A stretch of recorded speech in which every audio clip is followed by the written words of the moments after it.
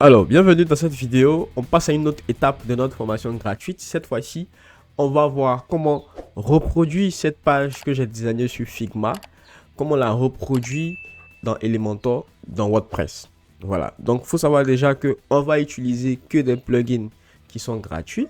Voilà. Et puis, on va le faire ensemble. Donc, vous aurez toutes les étapes, me suivre jusqu'à ce que vous aussi, vous puissiez avoir une landing page comme ça. Donc, c'est une simple landing page, hein, c'est rien de compliqué.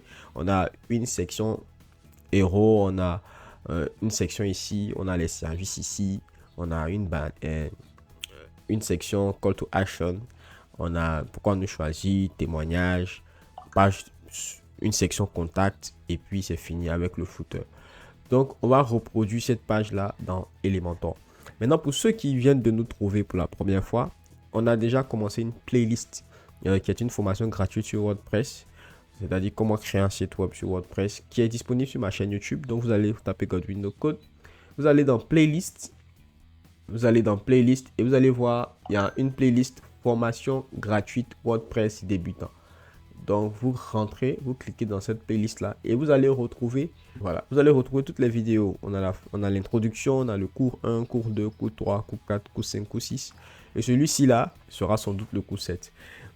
Donc, pour ce faire, on peut procéder par deux moyens. Pour ceux qui ont déjà un hébergement sur Hostinger, vous allez vous créer un nouveau site. Voilà. Maintenant, pour ceux qui n'ont pas d'hébergement sur WordPress, et qui n'ont pas aussi les moyens de pouvoir prendre un hébergement et tout ça, nous on va procéder avec WP Local. Je vous ai montré comment installer WP Local dans une vidéo précédente. Donc on va sur WP Local, voici l'interface, comment elle se présente, et on va créer un nouveau site.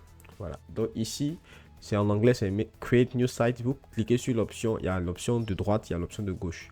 Vous choisissez l'option de gauche, ensuite vous cliquez sur Continue. Vous allez entrer le nom de votre site. Moi, je vais mettre Barber Shop. Voilà. Si vous cliquez dans les paramètres avancés, vous allez voir que votre domaine sera barbershop.local. Et ça va se retrouver dans ce fichier-là, dans votre ordinateur qui s'appelle Local Site Barbershop. Donc, vous cliquez sur Continue. Ensuite, il y a les paramètres de votre WordPress. Est-ce que vous voulez que ce soit un PHP, le niveau de PHP, le serveur qui sera utilisé, puis la base de données SQL. Donc très souvent, vous pouvez customiser, choisir les différentes versions de PHP que vous souhaitez avoir. On a PHP 8.3.0, on a Web Server Apache, on a la database, vous pouvez choisir selon vos préférences. Après, je vous ferai une vidéo peut-être pour vous expliquer en détail chaque préférence. Mais cliquez sur l'option de gauche Preferred, voilà, et vous allez avancer, continue. Ensuite, vous allez déterminer un username et puis un mot de passe. Ce sont ces deux informations là que vous allez utiliser pour vous connecter à votre interface WordPress. Donc, il faut faire très attention, il ne faut pas oublier son mot de passe, s'il vous plaît. Voilà. Donc, WordPress username, moi je vais juste mettre, voilà. Et puis le mot de passe, je vais créer un mot de passe. Voilà, donc j'ai créé un mot de passe et j'ai aussi créé un nom d'utilisateur. Donc ce sont ces deux informations que je vais utiliser pour me connecter. Ici, ne changez rien. WordPress email, ne changez rien. Laissez ça comme ça.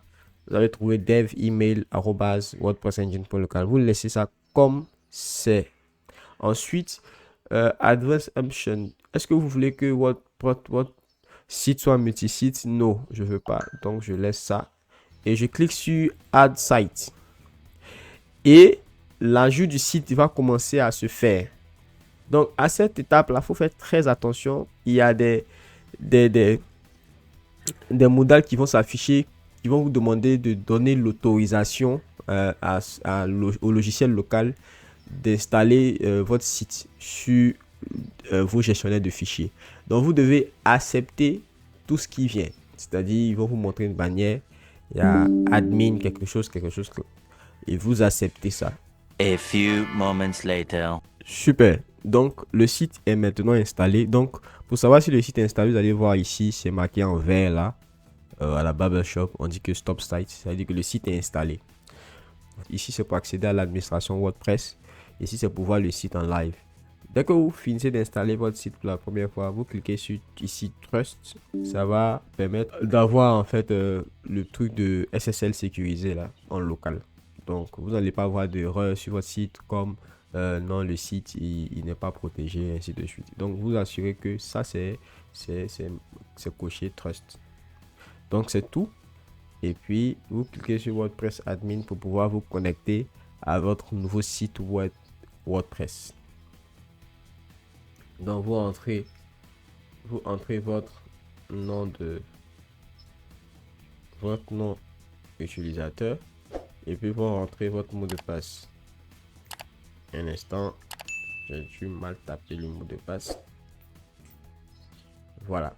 Donc là, j'ai accès maintenant à mon WordPress depuis mon ordinateur en local. Donc c'est ici que je vais installer les nouveaux plugins, et faire tous les paramétrages, créer la page et ainsi de suite. Donc dans la prochaine vidéo, on va faire les paramètres d'initialisation de WordPress. Qu'est-ce qu'il faut faire en premier lorsque vous voulez commencer WordPress? Et puis on va installer tous les plugins nécessaires et puis on va commencer à construire notre site.